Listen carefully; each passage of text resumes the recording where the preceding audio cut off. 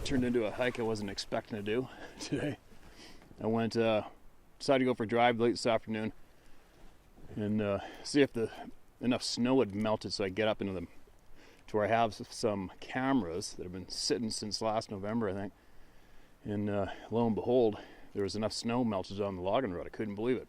Because usually it's not till mid-May or something.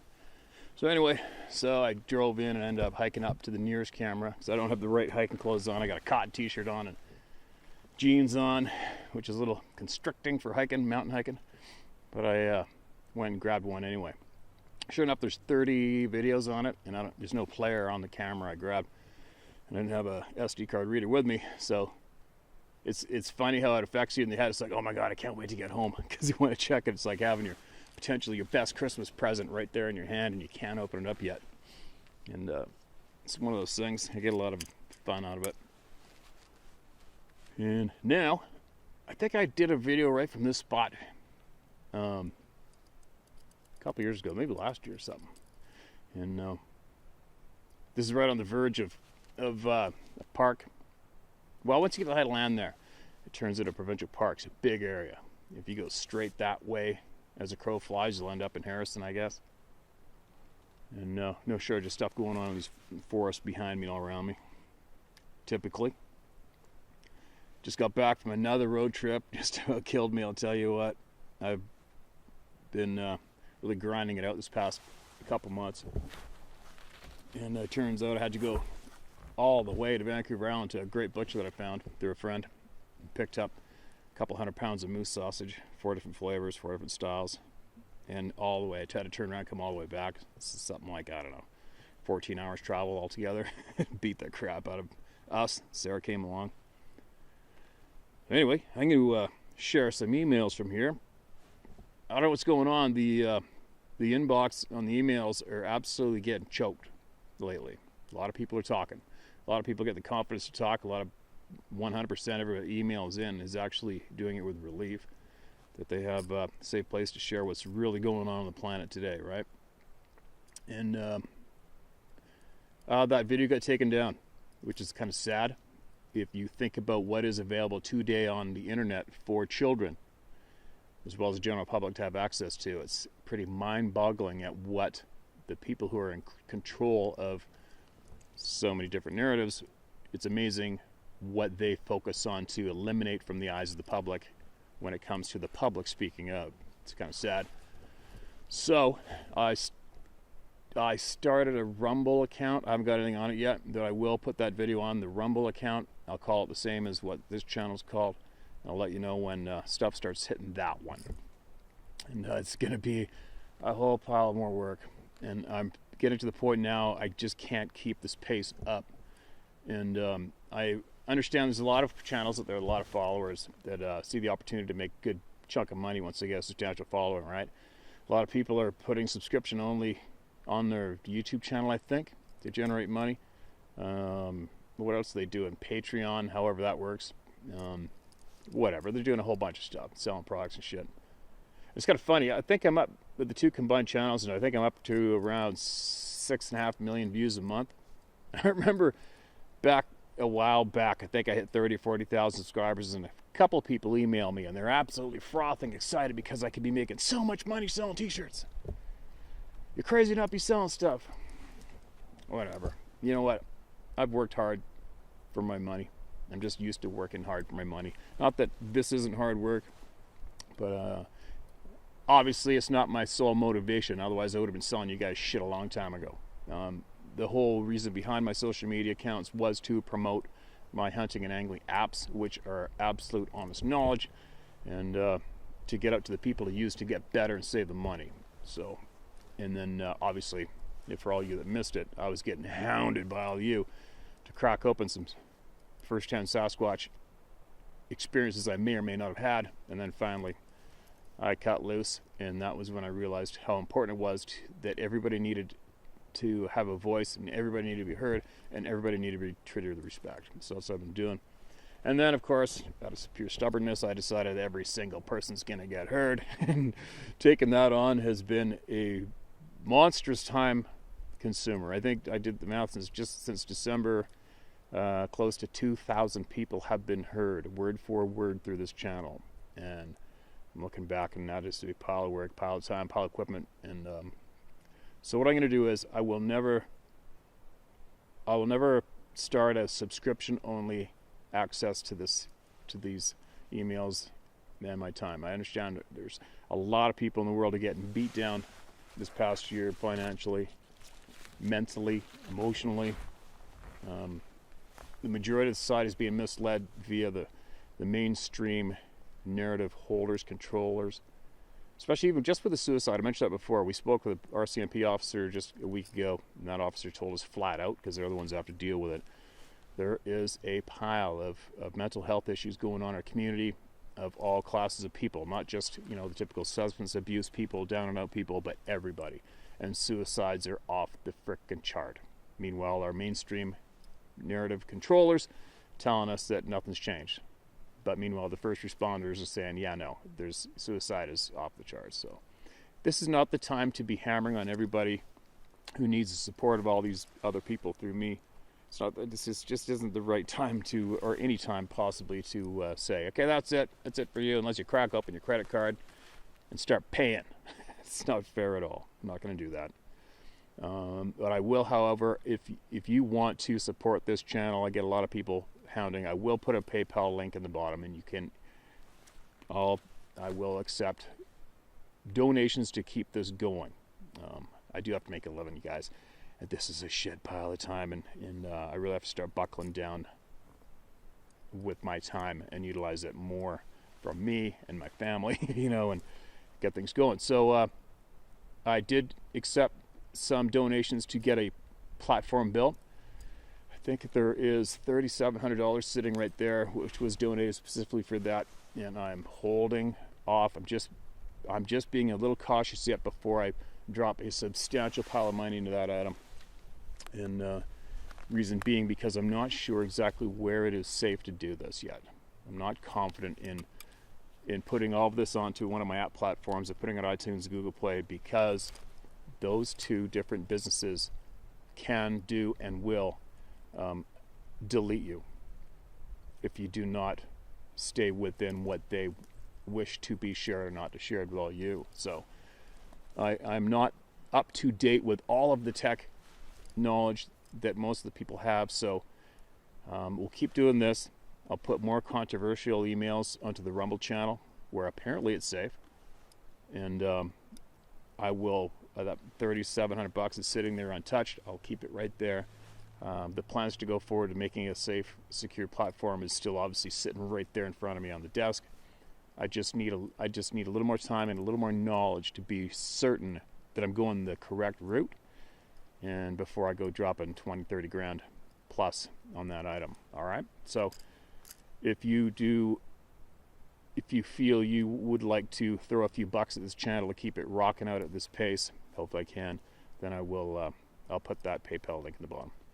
And as far as t-shirts and hats and shit go, I had that going before I was doing this, with all our How to Hunt hats and Blacktail Hunter hats and shirts and stuff, and stickers, which I still have. I just completely ran out of stock. It was taking up a whole pile of additional time, and I shut the store down for a while, and I'm in talks with some other people about getting it going again. It's just more time, right? Time is very hard to come by this past couple months, but I will be cracking that open again. I'll let you know when. It's not too far away.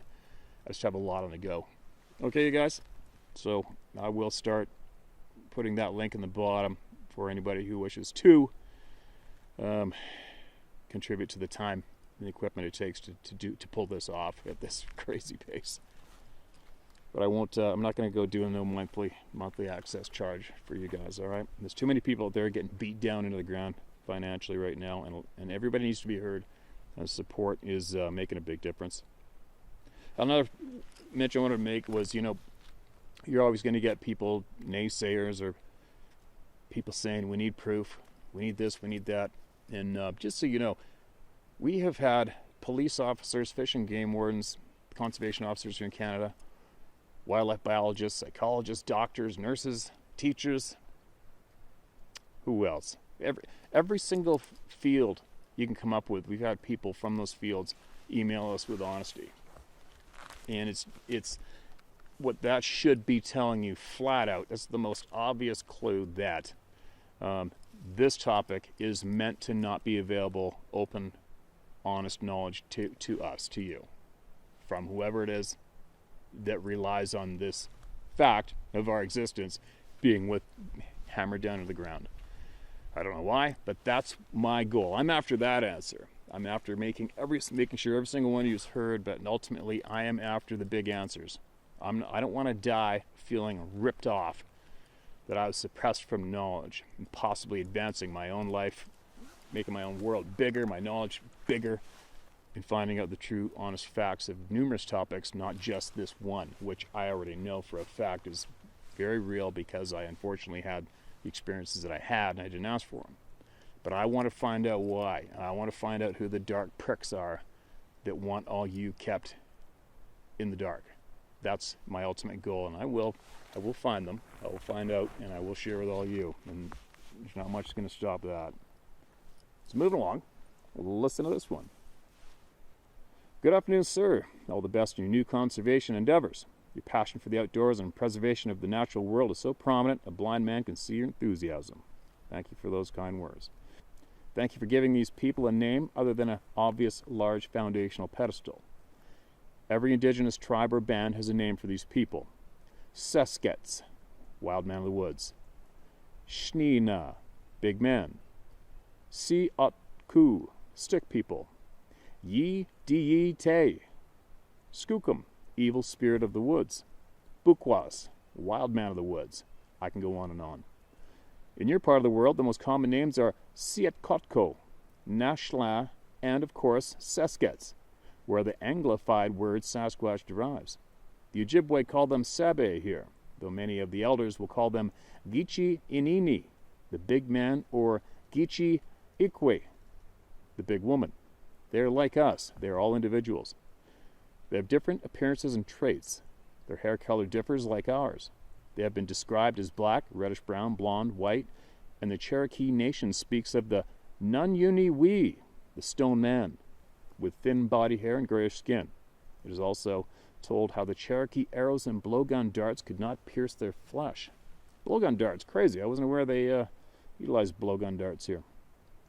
Now, with all this said, you have noticed not one of these names given by the indigenous tribes has the word ape or monkey attached. It was European settlers that brought the word ape or monkey into the description of these people. Contrary to what we've been told about the Florida skunk ape, that is not the name the Seminole tribes gives them.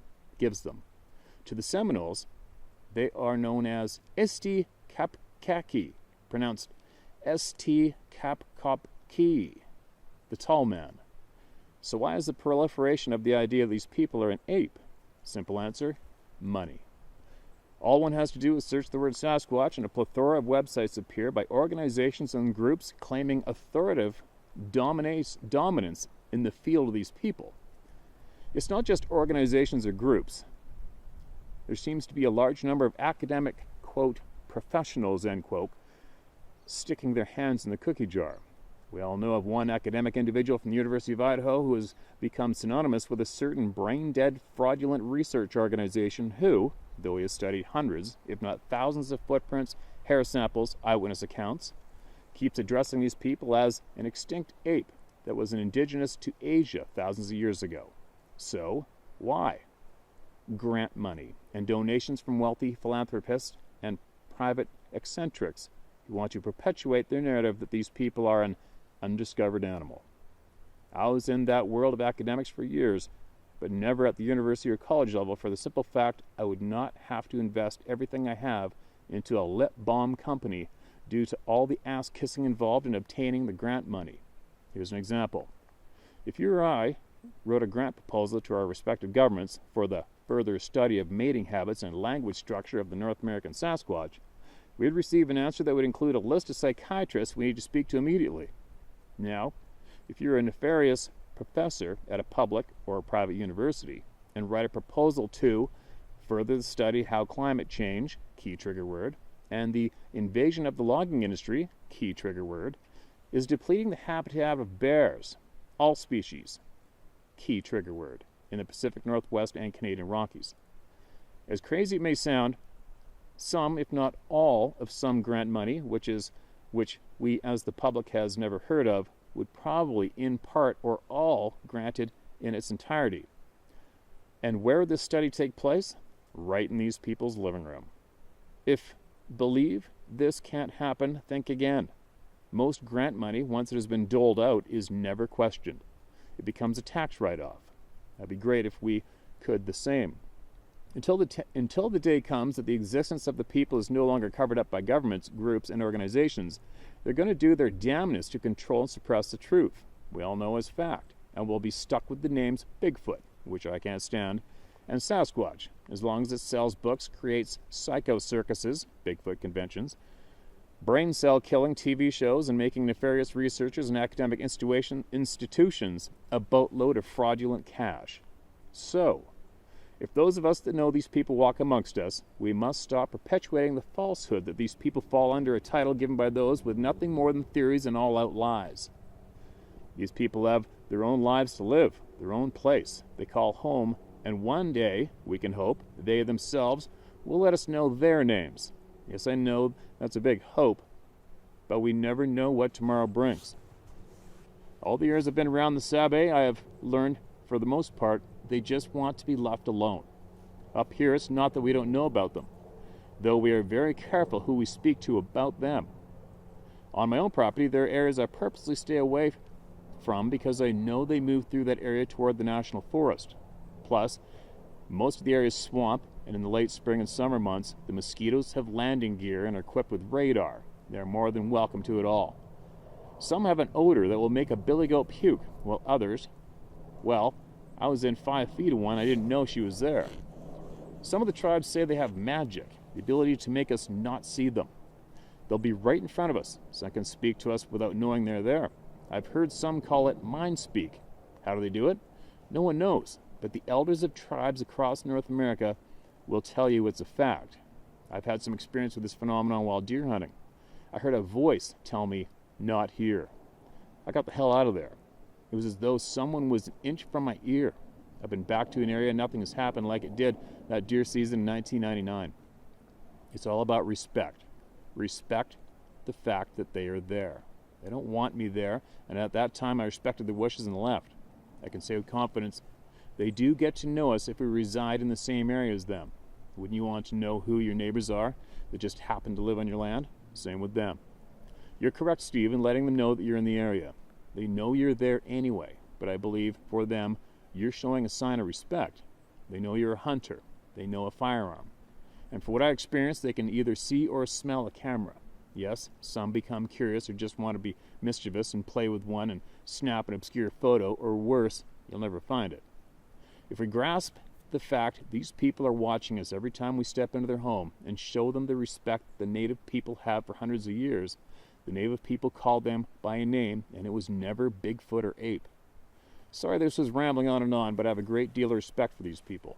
Thanks again, Steve, for all you're doing, conveying the accounts of so many that have more questions than answers. I'm the same. Even being around them all my life, I can say this. In the woods, it's all up to them whether we know they're there or not. It's up to them if we leave the woods or not. But it's up to us to not let them become nothing more than a scary bedtime story or a topic of ridicule. They have a name. It's up to us to listen to the elders and learn it. Have a great day, sir. All the best in your future plans and on your move. And as I relayed to you before, anytime you're in northern lower Michigan, give me a call. Sincerely, Brian Stidham. Brian, I absolutely enjoyed reading your words and sharing that with the people here, man. And if you would wish to share more in the future, please do. We need more non-bullshit, straight to the point, straight shooting, straight talking, intelligent people to share with all the people, and get louder than the people who are trying to control this narrative and shut down my voice and all yours. All right? There sure is, what do they say? Misery enjoys company. There's no shortage of miserable people trying to impose their misery on me and others non-stop. That's one thing for certain. It's non-stop. And sometimes I'll get, obviously I'll get a handful of emails and messages from people pointing things out and pointing people out who are attacking away. And it's just the sun's in the right place, the moon, and I'll start subtly sticking it back to those people through these emails. A lot of people think, I remember somebody when we were traveling, Al from the island, you probably listen again. Thanks for coming up and saying hi. I've had people point out that a couple of times I've gone off the handle a little bit, and they're even going to ask me what's up. And I had to let him know that there's a lot going on behind these scenes that all you see. Okay? There's a lot. And there's a lot of dark, dirty, coward pricks out there who are trying to make life uncomfortable for me. They're not succeeding, but they're there. And then the natural fighter in me is just wishing, praying that they're going to get a hold of me and bring it one-on-one. Just bring it to me. Quit being a coward. Nobody likes a coward, right? And let's straighten it out. So that's what happens when I start poking via these emails. All right? It's probably 99% of the time I'm directing it at one or two or three or more individuals, and I know they're getting it because it's stoking their little miserable fires more. Anyway, let's share another one before I start rambling too much. Steve, I have a story of a probable Bigfoot encounter that's been passed down through our family. It's from Colorado in 1957.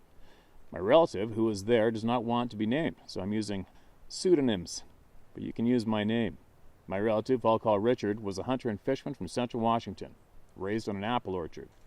He and his wife Nancy were newlyweds, and Richard was stationed at Lowley Air Force Base outside Denver, being trained to service B-57s. Whenever they could get away to camp, they would, and when a 3-day weekend presented itself, they decided to drive out further than usual, their usual spot on the Poudre River. Poudre River? They found a nice meadow in the middle of the forest near a river and spent the first night in their tent. In the morning, Richard went off to find a good place to fish, while Nancy cooked breakfast over an open fire. About the time it was ready, Richard came tearing out of the woods saying, "I don't like it here. We need to get the hell out of here now." Nancy asked, "What about breakfast? It's almost ready. Throw that food in the fire and let's go." He then tossed their tent and bags into the trunk of his 51 Dodge, and they took off, and they drove to the usual spot on the Poudre for the rest of the trip. They never went back to that area. Richard never said what he saw, but Nancy said a bear wouldn't have spooked him. And if it was a person or a cougar, he would have said so. You can guess what we think he saw, but he was unwilling to even tell his wife. The final clue came in 1968 or 69. Richard never went to the movies. He was an outdoorsman, so if he had spare time, that's where he'd be. But one day he packed up the whole family, wife, and 3 kids to go to the theater. The Patterson film was being shown, and he took great interest. He never told a soul what he saw that morning, but he took whatever it was to the grave when he passed away from a heart attack in the 80s. Too bad he didn't have a place like that, like your channel, where he could have shared without judgment. You're doing the Lord's work, Steve. Keep it up, Dan Matheson. Dan, appreciate that share, my man, and the encouraging words. Yeah, it's too bad. You imagine how many people are passing away with that soul-eating secret and experience they had, eating them to death the whole time they're alive, not being able to share it, and at the same time being too nervous to go in the woods again or let their family out in the woods, right? Kind of sucks.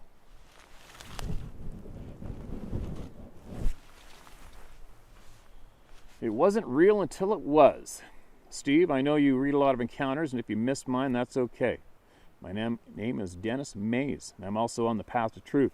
I've even started a podcast based on my own research of the patterns that come to light in the encounters. The beings that your listeners describe are definitely out there and became real to me about 20 years ago. I'd not ever had anything of this sort happen to me before, and never had anything except a few odd sounds in the woods that gave me an uneasy feeling. Here's what happened to me. I worked in recycling around 20 years ago, and we'd frequently be paired with another worker to train them, or just get the job done if they're already trained. A new guy joined the crew, and we hit it off pretty well, right off the bat. After working together for around 2 months, he came up to me and asked me a question. The question he asked me was, "Do you believe in demons?" My response was pretty straightforward. I've never seen one to believe in it. He went on to tell me that he had been camping out with his brother and the girlfriends at the time, deep in the back country of Boone County, Kentucky. The spot was a dried-out creek bed and a small beach-like clearing next to it. There was a single-car gravel road leading to it. It was several miles long, maybe a 30-minute drive. I've been on that road, and it can get a little scary at several parts. After several hours of what was a good time, a few beers and some music playing on a small boom box. Whoever uses boom boxes now. Wow, we're old now, eh? LOL. They began to hear a shrieking scream come from the woods and thought it was a woman being murdered. They were also ready to dismiss it as some animal, but then they began seeing the eyes shine in the tree line around them. They again thought it was an animal and threw rocks at it. It screamed again and moved almost too fast to keep up with. This went on for about an hour. This dude's eyes were dilated like silver dollars when he told me this, making me think that he actually went through something here. An hour goes by, the girls were terrified. My friend was as well.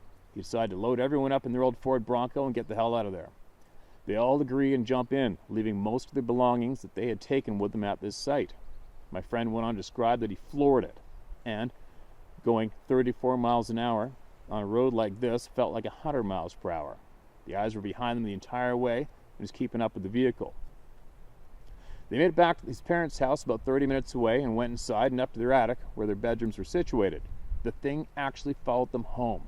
They could see the red eye shine pacing back and forth in the tree line watching them. The screams followed. I'd like to note that I didn't believe a word he said at the time and thought he was pulling my leg, to be honest. He had went on to tell me that he had no longer stayed out past dark because it was still following him a year and a half later. I laughed inwardly and dismissed it as bullshit. One night about a week, maybe 2 weeks later, I asked another friend who was an avid hunter and fisherman to come and take a listen to the story. This friend was a huge skeptic, and I'd figured that we'd got a laugh out of it. He had bought some beer and we were hanging out at my family's farm when I convinced my other friend to tell the story. He did. My second friend, sorry for no names, but I don't have the permission to tell names, didn't believe a word of it either. After he told the story, we sat there talking a bit and trying to catch him in a lie. I feel terrible for this because of what happened next. At once, my friend jumped up and grabbed his keys, saying to us, "I have to go, it's here." He ran down out Front Hill and to his car parked in the long driveway. He promptly took off like a bat out of hell. I looked at my remaining friend and laughed, saying, "That was a good touch. It really sealed the deal, huh?" We laughed our asses off. Then the scream happened from about 30 feet away behind a dog kennel where my family kept their outside dogs. I immediately realized that all their animals were dead silent. The hair on the back of my neck stood straight up and still does, even typing this out now. That scream, man, that goddamn hell scream. I never saw anything because me and my friend went into the house fast. I'd forgotten to mention that this friend had a broken leg and a cast due to an accident on a dirt bike. I grabbed him and lifted him up, slinging his arm around my neck and shoulder and hauled his ass inside. He said, "Grab the beer cooler." I said, "F no." We sat inside the house listening to something running away from the farmhouse through the woods. It sounded big, but again, we never saw it and didn't want to. To this day, I don't know what became of the friend who was being chased. I never saw or spoke to him again. His story and that scream stayed with me for years.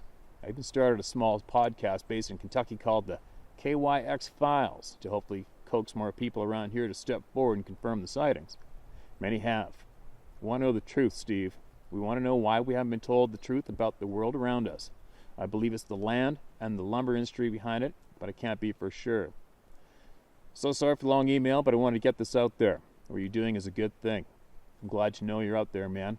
Me and my brother Tyler found your channel, and we're glad to see someone else is out there trying to help. It's a huge relief. Never stop. Never drop your shield, Steve, but if you ever do, there are many of us ready to put ours in front of you. We're there with you, man. Thank you, Dennis Mays. Dennis, thanks for that, man. Appreciate it. That's a super share. A lot of people are going to appreciate hearing your words as well as me. I'll do my customary look around the horizon here. I don't feel anything staring at me, but I'm definitely in a place where it can get creepy here at times. I was screamed at about, about a mile that way. Last spring, I think. I was very screamed at, but I heard that bellowing voice ripping out of the timber. And it was within the first half hour of light. I was up on a cliff looking across the draw to the next slope of never before log timber. But hey, while you're all sitting here, I want to I'm going to give a word directly out to any potential Bigfoot Sasquatch researchers that are watching this channel. I've had a handful of comments brought to my attention over the past while of people claiming to be upset or insulted by me because they they know that I, quote, hate researchers. I will guarantee you, you will not be able to find me saying ever, I hate Sasquatch Bigfoot researchers. I don't hate anybody. There's definitely a few people out there who love to kick their ass when it comes to this topic for all the dirty, sleazy things they have done to innocent, hardworking people, for sure.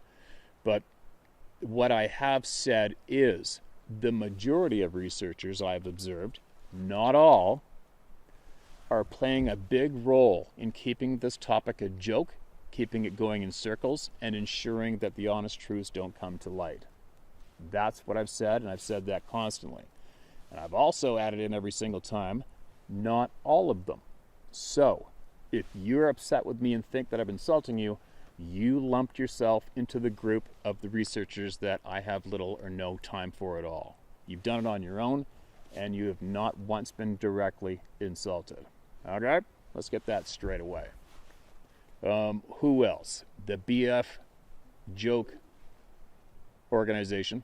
It's the head, whoever controls that website, whoever controls all the main data that comes into the website, whoever controls what people hear, has absolutely sleazed and attacked dozens of good people, taken advantage of dozens of good people, taken the experiences in and either withheld them from the public or changed their words or belittled the people who have got up the guts and the courage to share with them. They've done that dozens and dozens and dozens of times.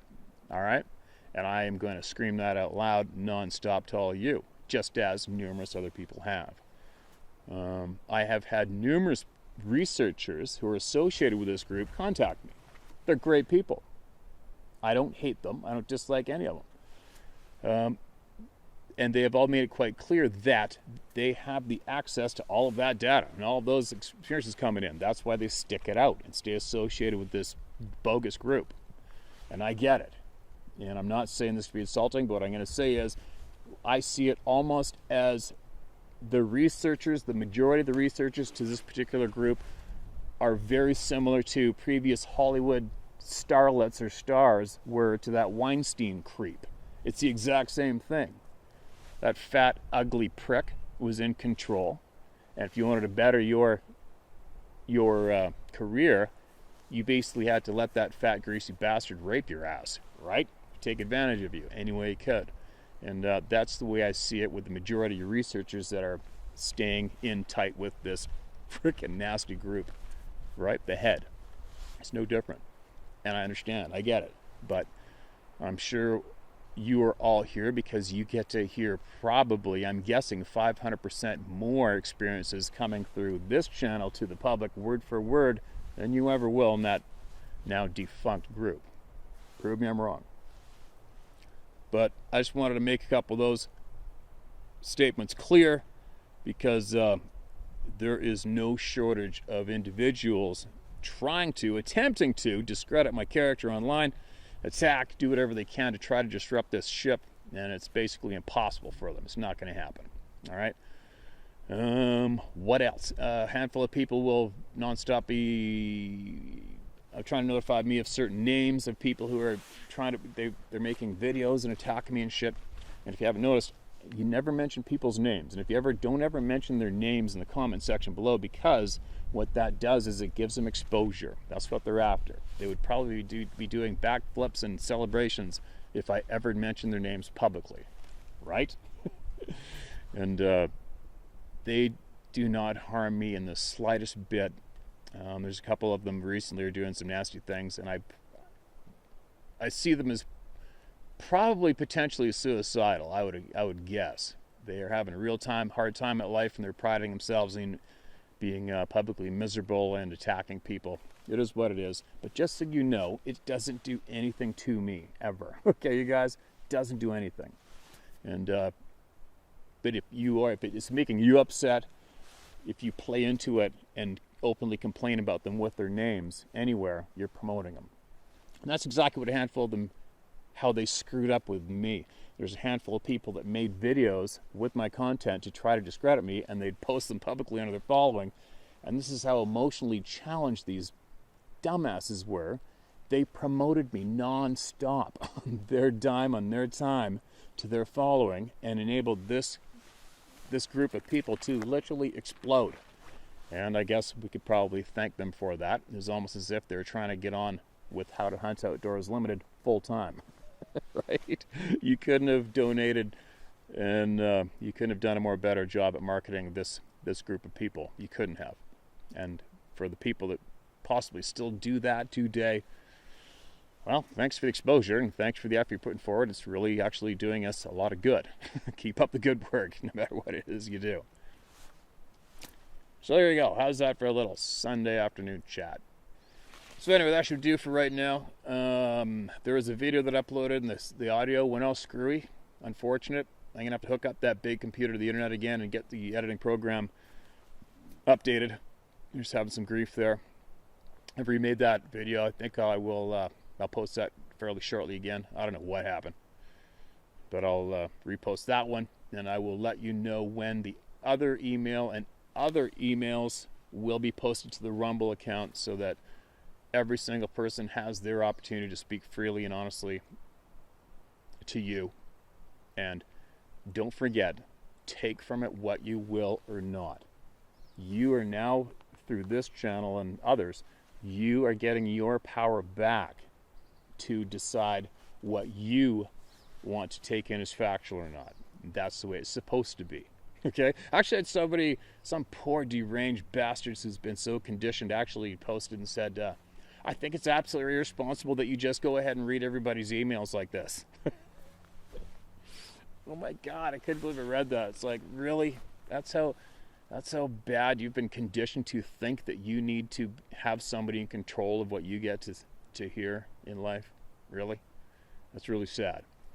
So again, every single person that shares through me is going to get heard word for word. And it's up to you to be the judge. It's up to your gut instincts to get back in tune. And it's up to you to take from it what you will or leave it. And that is the way it is. All right? Again, if you want to support this channel, PayPal links in the description below. And I'm going to keep rocking this shit out. Nobody's stopping me. Nobody.